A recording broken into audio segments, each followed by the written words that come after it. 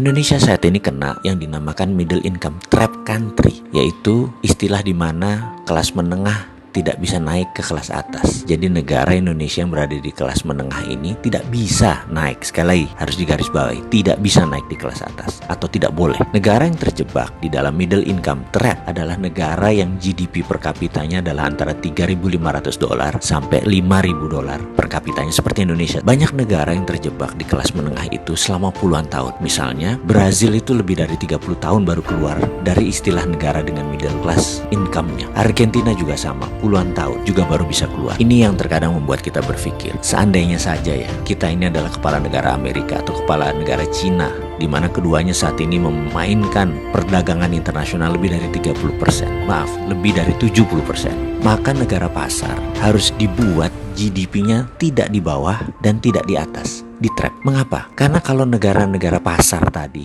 income-nya naik, maka negara tersebut harus menjadi negara produsen, dan ini malah menjadi kompetitor negara besar. Nggak boleh. Jadi nggak boleh negara tersebut jadi produsen. Kalau negara tersebut miskin, misalnya GDP-nya di bawah 1.000 per kapita, mereka nggak mampu beli barang Cina dan beli barang Amerika, dan kedua negara itu nggak mau membuat negara tersebut miskin. Makanya negara-negara market harus dijebak di tengah. Cara trapnya bagaimana dan mengapa harus di trap atau dijebak? Biasanya negara yang berpenduduk besar yang dijebak di tengah oleh negara kapitalis. Caranya dengan jangan jadikan mereka negara produsen dan manufaktur. Kedua, jangan jadikan mereka swasembada pangan. Terakhir, jangan mereka bisa mengendalikan energi. Ada sebuah perkataan dari Menteri Luar Negeri Amerika dulu namanya Henry Kissinger. You control the food, you control the people.